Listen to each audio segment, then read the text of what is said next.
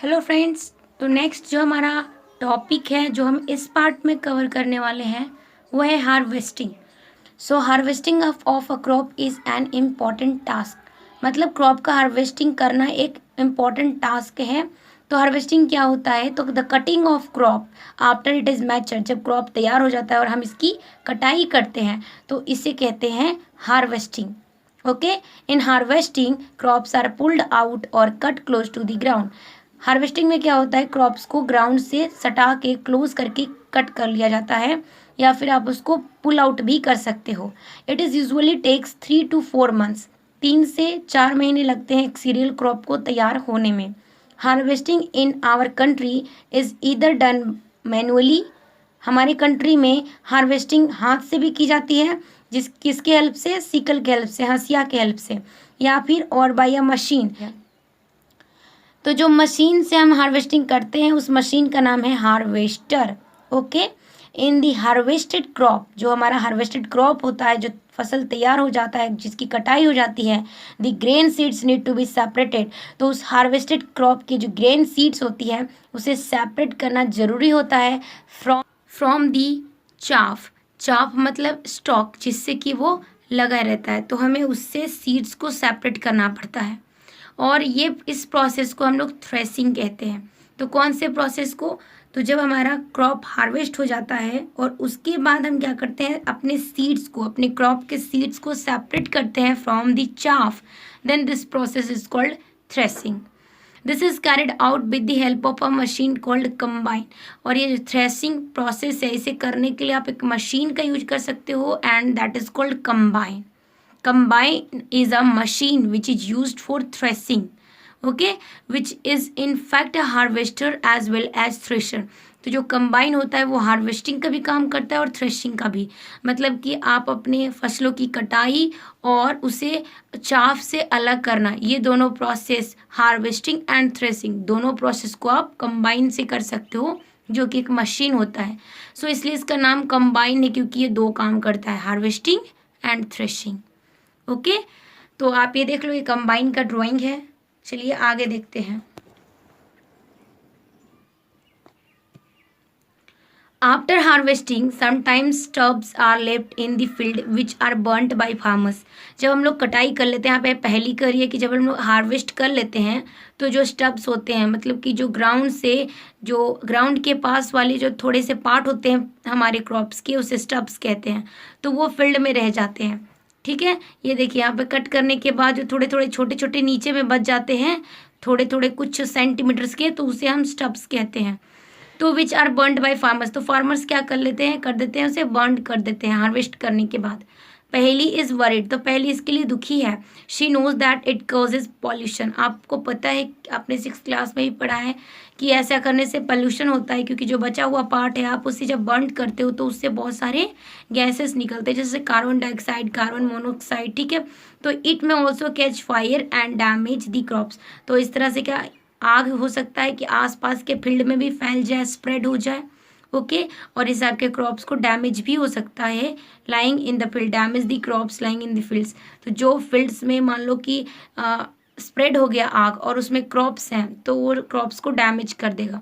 तो पोल्यूशन होता है, क्रॉप्स को डैमेज कर सकता है, एंड जो आग है यानी फायर है वो स्प्रेड हो सकता है। ये इसका प्रॉब्लम है, डिसएडवांटेज है जो आप इसको जलाते हो उसका। आगे है, farmers with small holdings of land do the separation of grain and chaff by winnowing। तो जो फार्मर्स जिनके पास छोटा सा ज़मीन है, स्मॉल होल्डिंग ऑफ लैंड है, तो वो सेपरेशन कैसे करते हैं? अपने ग्रेन को, अपने सीड्स को चाफ से अलग करने के लिए यहाँ पे विनोइंग प्रोसेस का यूज करते हैं। और जिसके बड़े बड़े फील्ड्स होते हैं वहाँ पे थ्रेसिंग प्रोसेस का यूज होता है। विनोइंग का मतलब क्या होता है? एक प्रोसेस होता है जिससे कि आप अपने ग्रेन को चाफ से अलग करते हो। ओके, तो ये है winnowing machine, you can see this is winnowing machine. Harvest festivals, मतलब कि जब फसल की कटाई होती है, क्रॉप्स की कटाई होती है, तो फेस्टिवल्स मनाया जाता है। तो हम देखेंगे कि कौन कौन से फेस्टिवल्स हैं, ये आपके जीके के लिए भी इम्पॉर्टेंट है। सो आफ्टर 3 और 4 मंथ्स ऑफ हार्ड वर्क, जब किसान जो होते हैं 3 से 4 मंथ्स तक हार्ड वर्क करते हैं, and there comes to the day of the harvest, और उसके बाद फसल की कटाई करने का एक समय आता है। The site of golden fields, उस वक्त क्या होता है, जो फील्ड्स होते हैं वो गोल्डन हो जाते हैं, मतलब उसमें जो फसल होते हैं वो पक जाते हैं, मतलब पूरा गोल्डन गोल्डन हो जाते हैं। Of standing crop laden with grain fills the hearts of farmers with joy and a sense of well-being। तो इतना अच्छा क्रॉप को देखकर, अपने फील्ड को देखकर जो फार्मर्स होते हैं वो खुश हो जाते हैं। The efforts of the past season have borne fruit and it is time to relax and enjoy little. उन्होंने जितना मेहनत किया है उनका ये फल है, अब इनका समय है कि ये इंजॉय करें। The period of harvest is दस ऑफ ग्रेट जॉय। तो इसलिए जो किसान हैं जब हार्वेस्टिंग करते हैं तो उन्हें बहुत खुशी होता है, क्योंकि वो जो फसल है वो उनकी मेहनत का फल है। एंड हैप्पीनेस, फसल है वो उनकी मेहनत का फल, and happiness in all parts of India. और पूरे पार्ट्स में, मतलब इंडिया के पूरे पार्ट्स में क्या होता है, एक हैप्पीनेस होता है, क्योंकि फसल की कटाई होती है तो जो किसान होते हैं वो तो खुश होते ही हैं, और हम लोग इंडियन जो है वो भी बहुत खुश होते हैं। Men and women celebrate it with great enthusiasm. तो जो मेन एंड वुमेन होते हैं वो इसे सेलिब्रेट करते हैं एज अ फेस्टिवल।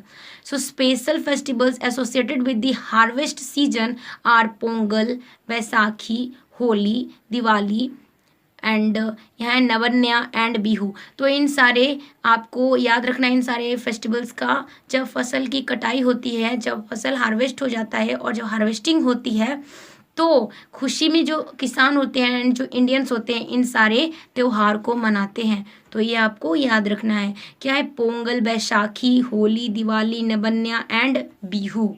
ओके, आगे हम नेक्स्ट देखेंगे स्टोरेज। स्टोरेज मतलब क्या होता है, स्टोर करके रखना, मैनेजमेंट करना। So storage of produce is an important task. जो आप चीज़ को प्रोड्यूस कर रहे हो उसे स्टोर करना एक इम्पॉर्टेंट टास्क है। If the harvested grains are to be kept for longer time, जो आपका हार्वेस्टेड ग्रेन्स है, जो आप काट के अपने घर में लाते हो, जो ग्रेन्स है आपका, उसे लॉन्गर टाइम के लिए आपको अगर केप्ट करना है, they should be safe from moisture. तो उसे आपको मॉइस्चर से, इंसेक्ट से, रैट से एंड माइक्रो ऑर्गेनिज्म से सेव करके रखना पड़ेगा। Harvested grains have more moisture. जो हार्वेस्टेड ग्रेन्स होता है, जो नया नया फसल होता है, उसमें बहुत ज़्यादा मॉइस्चर होता है। If freshly harvested grain seeds are stored without drying they may get spoiled. तो इसलिए उसे पहले सुखा दिया जाता है, जो हार्वेस्टेड ग्रेन्स होते हैं उससे पहले हम लोग सुखा देते हैं, ताकि इसके जो मॉइस्चर है वो ख़त्म हो जाए और उसके बाद आप उसे स्टोर कर सकते हो। क्योंकि अगर आप नहीं सुखाओगे और ऐसे ही उसे आप स्टोर करोगे तो वो स्पॉइल्ड हो जाएंगे, दैट मीन्स कि वो ख़राब हो जाएंगे। और अटैक्ड बाय ऑर्गेनिजम्स, और स्पॉइल्ड होने के बाद जो माइक्रो ऑर्गेनिजम्स हैं एंड जो ऑर्गेनिजम्स हैं उन्हें अट्रैक्ट करेगा और इस तरह से जो ऑर्गेनिजम्स हैं वो आपके सीड्स पे अटैक करेंगे। ओके, और सीड्स आपके खराब हो जाएंगे, making them unfit for use और फॉर जर्मिनेशन। और उसके बाद ना आपके वो यूज के लिए रहेगा और ना ही फर्दर आप उसको बाद में सीड्स को शो कर पाओगे, जर्मिनेशन के काम में भी नहीं आ पाएगा। हेंस बिफोर स्टोरिंग देम, इसलिए hence before storing them the grains are properly dried in the sun. तो इसलिए क्या करना चाहिए, आपको स्टोर करने से पहले ग्रेन्स को प्रॉपर्ली ड्राइड कर लेना चाहिए, सूरज के नीचे रख के, to reduce the moisture in them, ताकि उनका जो मॉइस्चर है वो रिड्यूस हो जाए, ख़त्म हो जाए। This prevents the attack by insect, pests, bacteria and fungi. तो जो बैक्टीरिया है, फंगी है, इंसेक्ट्स एंड पेस्ट्स हैं, मतलब कीड़े हैं, उन सब से क्या करेगा, प्रिवेंट करेगा, वो सब अटैक नहीं कर पाएंगे आपके जो हार्वेस्टेड क्रॉप है उस पर। अब यहाँ पे देखो पहली क्या कह रही है, I saw my mother putting some dried neem leaves in an iron drum containing wheat, I wonder why. तो यहाँ पे पहली कहती है कि एक कंटेनर में वीट था, ठीक, उसमें मेरी मम्मी नीम के लीव्स को डाल रही थी। तो ये आश्चर्यचकित रह गई कि ऐसा क्यों। तो इसलिए क्योंकि जो नीम की पत्तियाँ होती है वो मेडिसिन का काम करती है। जब आप उसको अपने सीड्स के साथ रखते हो, जैसे कि यहाँ पे वीट के साथ रखा गया, तो क्या होता है, वो कीड़े मकोड़े के को पास नहीं आने देता, और इसलिए जो आपका जो भी थिंग्स को आप स्टोर कर रहे हो, जो भी ग्रेन्स को आप स्टोर कर रहे हो, वो सुरक्षित रहता है। तो फ्रेंड्स, ये है आपके silos for storage of grain. Silos क्या होता है उसे हम देखेंगे। सबसे पहले आप इसका ड्राइंग देख लीजिए, एंड आपको ये भी मैं दिखा दूँ, ये आप जो देख रहे हो गोडाउन की तरह आपको दिख रहा है। एंड देखो यहाँ क्या लिखा है, storage of grains in Ghani bags. Ghani bags मतलब जो जूट के बैग होते हैं उसमें रखना, इन ग्रैनरीज। तो अभी हम इसको ही पढ़ने वाले हैं, तो आइए हम इसे ज़रा पढ़ते हैं। तो farmers store grains in jute bags में फार्मर्स ग्रेन्स को स्टोर करते हैं और मेटेलिक बीन्स में। However large scale storage of grains is done in silos. लेकिन अगर ज़्यादा स्टोरेज आपको ग्रेन्स का करना है, मतलब बहुत ज़्यादा, तो आपको सिलोस एंड ग्रैनरीज का यूज करना पड़ेगा, यानी कि गोडाउन का यूज करना पड़ेगा to protect them from pests like rats and insects. तो आपको ये इंपॉर्टेंट है यहाँ पे कि अगर आपको क्वेश्चन पूछा जाए कि सिलोस का एंड ग्रैनरीज का हम यूज क्यों करते हैं अपने ग्रेन्स को स्टोर करने के लिए, तो आपको इसका जवाब देना है ताकि हम उसको पेस्ट से, रैट से एंड इंसेक्ट से बचा सके, प्रोटेक्ट कर सके, इसलिए हम लोग सिलोस का एंड ग्रैनरीज का यूज करते हैं।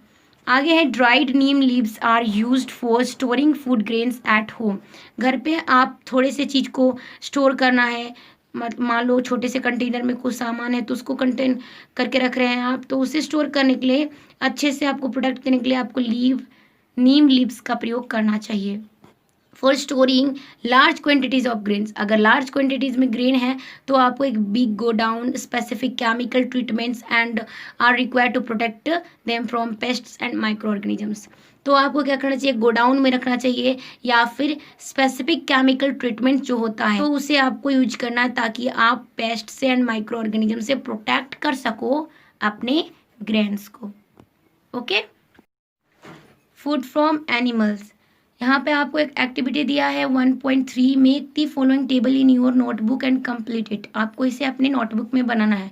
Serial number, food and sources. Milk हमें किससे मिलता है, कॉ से, बफेलो से, शी गोट से एंड शी कैमल से, इन सब से हमें मिल्क मिलता है। तो इस तरह से आपको यहाँ पे फूड्स का नाम देना है एंड इधर आपको सोर्सेस बताना है कि किससे मिलता है, के लिए इम्पोर्टेंट है। आगे देखते हैं, यहाँ आफ्टर कंप्लीटिंग दिस टेबल, इस टेबल को कंप्लीट करने के बाद you must have seen that like plants animals also provide us with different kinds of food, कि plants and animals हमें बहुत तरह के प्रोवाइड करते हैं फूड्स को।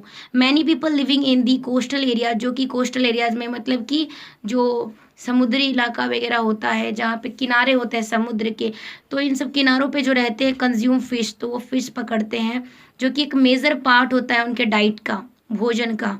इन द प्रीवियस क्लासेस, हमने पिछले क्लासेस पे भी पढ़ा है, you have learn about the food that we obtain from plants, की कौन कौन से फूड्स हैं जो हम प्लांट से ऑब्टेन करते हैं। We have just seen that the process of crop production involves a number of steps like selection of seeds, sowing etcetera. तो हमने देख लिया कि क्रॉप को कैसे हम प्रोड्यूस करते हैं, सीड्स का सिलेक्शन करते हैं, देन सोइंग करते हैं। हमने ये सब देख लिया कि क्रॉप प्रोडक्शन में ये सब क्या है, इन्वॉल्व्स है। तो उसी तरह से सिमिलरली आप एनिमल्स को रिएक्ट कर सकते हो होम में या फिर फार्म्स में, और उससे प्रॉपर फूड प्रोवाइड कीजिए, शेल्टर दीजिए एंड केयर कीजिए। And when this is done on a large scale, और जब इसी तरह से लार्ज स्केल पे मतलब बहुत सारे एनिमल्स को प्रॉपर फूड दिया जाता है, शेल्टर दिया जाता है एंड केयर दिया जाता है, तो इसे हम एनिमल हस्बेंड्री कहते हैं। So this is very important कि एनिमल हस्बेंड्री क्या होता है। ओके, आगे देखते हैं कि पहली क्या कह रही है। So fish is good for health, पहली कहती है कि जो फिश होता है वो हमारे हेल्थ के लिए गुड होता है। We get cod liver oil from fish, और फिश से हमें कॉड लिवर ऑयल मिलता है। तो ये आपको याद रखना है कि फिश से हमें कॉड लिवर ऑयल मिलता है, और जो कॉड लिवर ऑयल होता है वो rich in vitamin D, vitamin D में वो रिच होता है।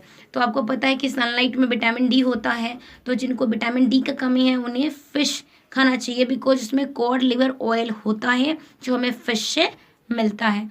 तो इस तरह से आपका ये पूरा चैप्टर क्लियर होता है। आई होप कि आपके सारे डाउट्स क्लियर हो गए होंगे जो कि रिलेटेड होंगे इस चैप्टर से। और अगर वीडियोज़ आपको अच्छी लग रही है तो प्लीज़ इसे सब्सक्राइब करना, लाइक करना एंड शेयर करना मत भूलना। Thank you.